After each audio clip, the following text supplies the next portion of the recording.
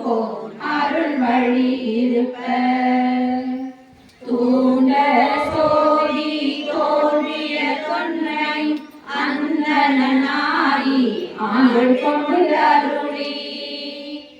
இந்திர ஞானம் காட்டிய இயங்கும் மதுரை பெருநா மாநகர் இருந்தே உயிரை சேவகனாகிய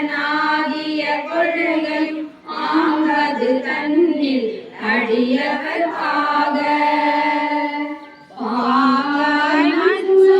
அருளிய பரிசும் உத்தர கோச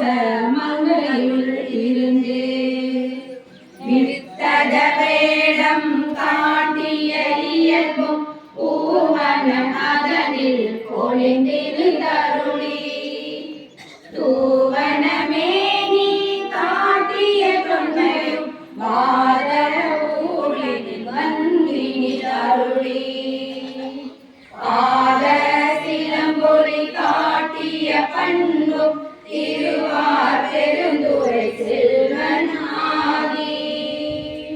தருவார் சோழியில் கரந்த கள்ளமும் பூவலம் அதனில் பொழிந்திருளி